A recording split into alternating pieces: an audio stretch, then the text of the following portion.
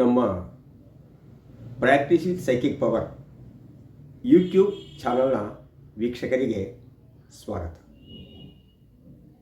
ಇಂದಿನ ಸಂಚಿಕೆಯಲ್ಲಿ ನಾನು ಪ್ರಸ್ತಾಪ ಮಾಡಲಿರುವ ವಿಚಾರವೆಂದರೆ, ಒಬ್ಬ ಯುವತಿ ತನ್ನ ಪ್ರಿಯಕರನಿಂದ ಹೇಗೆ ದೂರವಾದಳು. ತುಂಬ ಆಸಕ್ತಿಕರವಾದ ವಿಚಾರ ಇದು. ಗಮನವಿಟ್ಟು ಕೇಳಿಸ್ಕೊಳ್ಳಿ. ನಿಮಗೆ ಕೆಲವು ಸಂದರ್ಭದಲ್ಲಿ ಕೆಲವು ವಿಚಾರಗಳು ಹೋಗೋದಿಲ್ಲ, ಅದು ನಿಮ್ಗೆ ಗೊತ್ತಿದೆ. ಯಾವಾಗ ನಡೀತು, ಯಾವ ಊರಲ್ಲಿ ನಡೀತು, ಹೆಸರೇನು, ಅಥವಾ ಈ ಕೆಲವು ವಿಚಾರಗಳು ಹೇಳೋಕ್ಕೆ ಆಗೋದಿಲ್ಲ. ಇರಲಿ, ನಿಮಗೆ ವಿಚಾರ ಬೇಕಷ್ಟೇ, ಅವರ ಡೀಟೇಲ್ಸ್ ಬೇಡ.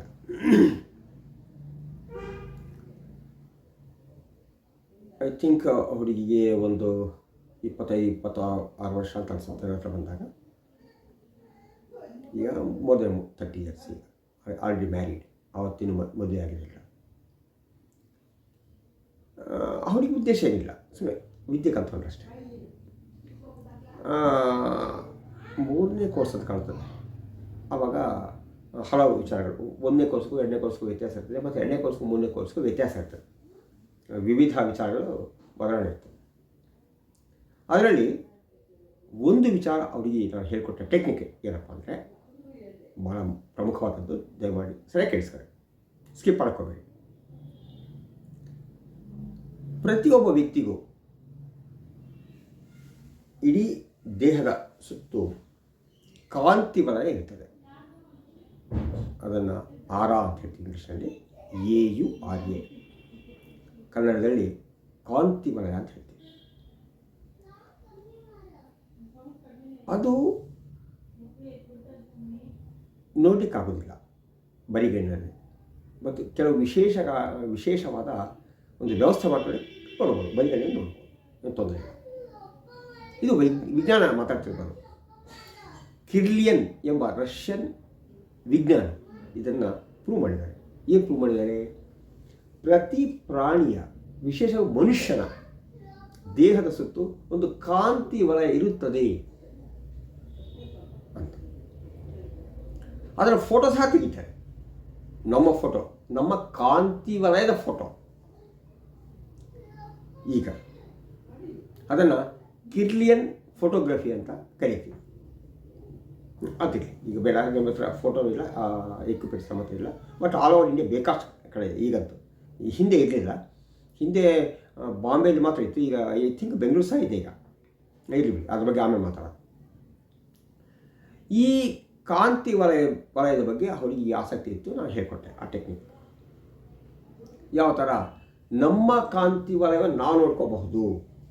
ಮೊದಲು ನಮ್ಮನ್ನು ನಾವು ನೋಡ್ಕೋಬೇಕಲ್ಲ, ಯಾವ ಥರ ಲೈಟಿಂಗ್ ಇರಬೇಕು, ಯಾವ ಥರ ವ್ಯವಸ್ಥೆ ಇರಬೇಕು ಅಂತೆಲ್ಲ ಹೇಳ್ಕೊಟ್ಟೆ. ಇದು ಸತ್ಯ. ನಮ್ಮ ಕಾಂತಿ ವಲಯವನ್ನು ನಾವು ನೋಡಿಕೊಳ್ಳಬಹುದು. ಇದು ಒಂದು ಅಂಶ, ಅದು ಬಿಡಿ. 2ನೇ ಅಂಶ, ಬೇರೆಯವರ ಕಾಂತಿ ವಲಯವನ್ನು ಸಹ ನಾವು ನೋಡಬಹುದು. ಇದು ಬಹಳ ಆಸಕ್ತಿಕರವಾದ ವಿಚಾರ. ಜೊತೆಯಲ್ಲಿ ಆ ಕಾಂತಿ ವಲಯದ ಬಣ್ಣಗಳು, ಆ ಕಾಂತಿ ವಲಯದ ಒಂದು ವ್ಯಾಪ್ತಿ ಅಥವಾ ದಪ್ಪ ನೋಡಿ ಆ ವ್ಯಕ್ತಿಯ ಗುಣವನ್ನು ಸಹ ನಾವು ಗೆಸ್ ಮಾಡ್ಬೋದು, ಯೋಚನೆ ಮಾಡಬಹುದು ಅಂತ. ಇದು ಇಲ್ಲಿ ಭಾಳ ಮುಖ್ಯವಾದ ವಿಚಾರ. ಅವಳಿಗೆ ತುಂಬ ಆಸಕ್ತಿ ಆಯಿತು. ಇನ್ನೂ ಚೆನ್ನಾಗಿ ಹೇಳಿಕೊಟ್ಟೆ. ನಾನು ಹೇಳಿಕೊಟ್ಟಂಥ ಹುಡುಗಿ ಸಾಕಷ್ಟು ಅದ್ರ ಮೇಲೆ ಅಧ್ಯಯನ ಮಾಡಿ ನನಗೆ ಫೋನ್ ಮಾಡಿ ಹೇಳ್ತಿದ್ದೆ, ಸರ್ ಹಂಗಾಯ್ತು ಹಿಂಗಾಯ್ತು ಅಂತ ಹೇಳ್ತಿದ್ದೆ. ಸರಿ, ವೆರಿ ಹ್ಯಾಪಿ. ನಂತರ ಒಂದು ದಿನ ಒಂದು ವಿಚಾರ ಹೇಳಿದ್ರು. ಈಗ ವಿಚಾರ ಏನು ಅಂತ, ಆ ಹುಡುಗಿ ಒಬ್ಬ ಹುಡುಗನ ಜೊತೆ ಲವ್ವಲ್ಲಿ ಬಿದ್ದಿದ್ದಾಳೆ. ಅದು ಸಹ ನನಗೆ ಗೊತ್ತಿತ್ತು. ಅವಳಿಗೆ ಸರ್ ಈಗ ಯಾರು ಲವ್ ಮಾಡ್ತಾಯಿದ್ದೀನಿ ಅಂದಾಗ ನಾನು ಹೇಳೋಕ್ಕಾಗ್ತದೆ, ಲವ್ ಮಾಡಬೇಡ ಅಂತ ಹೇಳೋಕ್ಕಾಗ್ತದೆ, ಮಾಡು ಅಂತ ಹೇಳೋಕ್ಕಾಗ್ತದೆ. So it is none of my business. ಆ ಥರ ನಾನು ಹೇಳೋಕ್ಕಾಗೋದಿಲ್ಲ. ಸೊ ಇವ್ರು ಅವ್ರ ಇಷ್ಟ, ಅವನ ವೈಯಕ್ತಿಕ. ಸರಿ, ಆ ಹುಡುಗ ಆ ಹುಡುಗನ ಕುರಿತು ಕೆಲವರು ಈ ಹುಡುಗಿ ಹತ್ರ ಕೆಟ್ಟ ಮಾಹಿತಿನೇ ಕೊಟ್ಟಿದ್ದಾರೆ. ಇದೊಂದು ಸೈಕಾಲಜಿ ಏನಪ್ಪ ಅಂದರೆ, ಹುಡುಗಿಯ ಸೈಕಾಲಜಿ ಲವಲ್ಲಿ ಬಿದ್ದಾಗ ಯಾರು ಏನನ್ನ ಕೆಟ್ಟದಾಗಿ ಹೇಳಿ ಅವರು ನೀವು ಬಿಡಲ್ಲ. ನಂಬಿಕೆ ಜಾಸ್ತಿ ಇರ್ತದೆ, ಅಂಧವಿಶ್ವಾಸ, ಅವನಂತಾರಲ್ಲ ಇವರೇ ಬೇರೆ ಹೇಳ್ತಾರೆ, ಇವೆಲ್ಲ ಜಾಸ್ತಿ ಹುಡುಗಿಯರಲ್ಲಿ. ಆ ಹುಡುಗಿನ ಹಾಗೆ ತಿಳ್ಕೊಂಡ್ರು, ಇವನು ಎಲ್ಲ ಒಳ್ಳೆಯವನೇ, ಬೇರೆಯವರೆಲ್ಲ ಹೇಳ್ತಿದ್ದಾರೆ ಅಂತ ಅದನ್ನು ಹುಡುಗಿ ಅದನ್ನು ಗಂಭೀರವಾಗಿ ಪರಿಗಣಿಸಲಿಲ್ಲ. ಒಂದು ದಿನ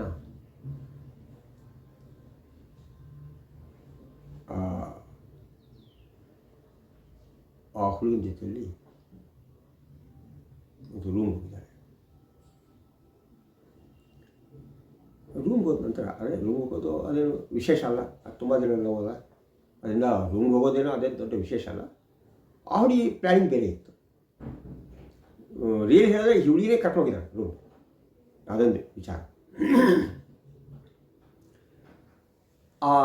ಆ ಹುಡುಗಿನ ಕಾಂತಿ ವಲಯವನ್ನು ಇವ್ರು ಅಬ್ಸರ್ವ್ ಮಾಡಬೇಕಂತ ಹೋಗಿರೋದು ಅಷ್ಟೇ, ಬೇರೆ ಏನಿಲ್ಲ. ಅದು ಅವ್ನಿಗೆ ಗೊತ್ತಿಲ್ಲ.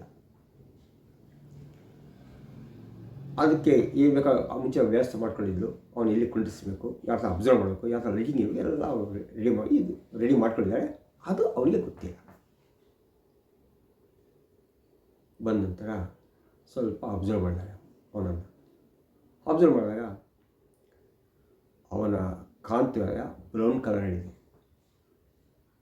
ಆ ಬ್ರೌನ್ ಕಲರಲ್ಲಿರ್ತಕ್ಕಂಥ ಕಾಂತಿ ವಲಯ ಏನು ಸೂಚಿಸುತ್ತಂದರೆ, is not reliable, is not trustworthy, ವಿಶ್ವಾಸಕ್ಕೆ ಅವನು ಅರ್ಹನಲ್ಲ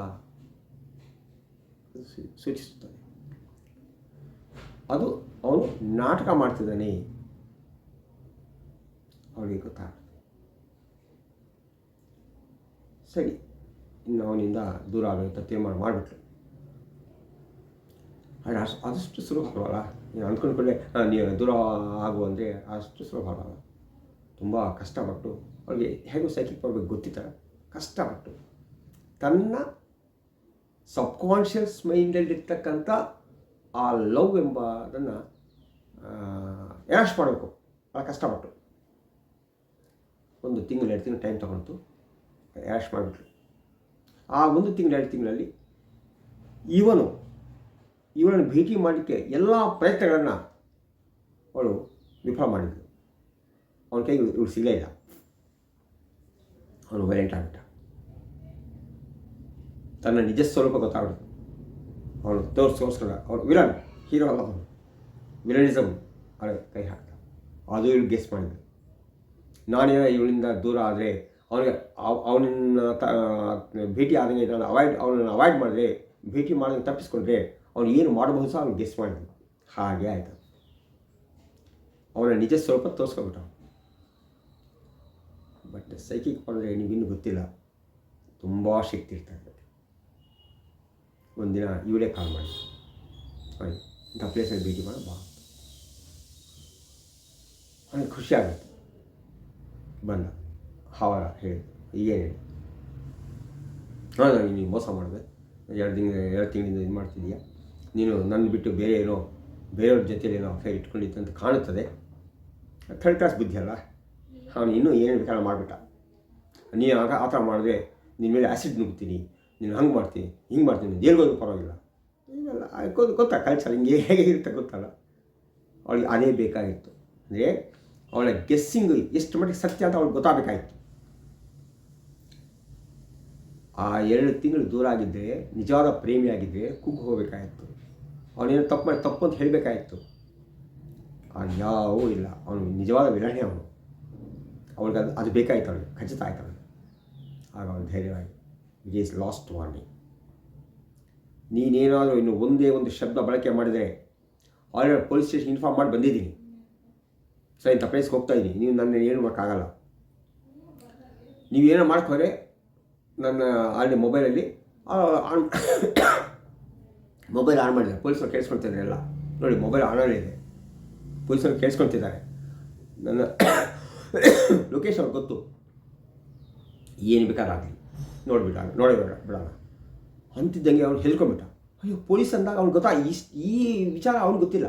ಇವಳು ಇಷ್ಟು ಮುಂದುವರಿತಾಳೆ, ಇಷ್ಟು ಧೈರ್ಯವಾಗಿ ಫೇಸ್ ಮಾಡ್ತಾಳೆ, ಅವ್ನಿಗೆ ಗೊತ್ತಿರಲಿಲ್ಲ. ಬಟ್ ನಿಜ ಇದೇ ಲಾಸ್ಟ್ ವಾರ್ನಿಂಗ್ ಅಂತ ಹೇಳಿದಾಗ ಕೊನೆಗೆ ಪೊಲೀಸ್ನವ್ರ ಕೈಗೆ ಅವನ ಮೊಬೈಲ್ ತನ್ನ ಮೊಬೈಲ್ ಹಿಂಗೆ ಕೈ ಕೊಟ್ಟರು. ಪೊಲೀಸರು ಮಾತಾಡ್ತಂತ ಅವ್ರ ಭಾಷೆ ಚೆನ್ನಾಗಿ ವಾರ್ನಿಂಗ್ ಕೊಟ್ಟರು. ಹುಷಾರ್, ಇದೇ ಕೊನೆ.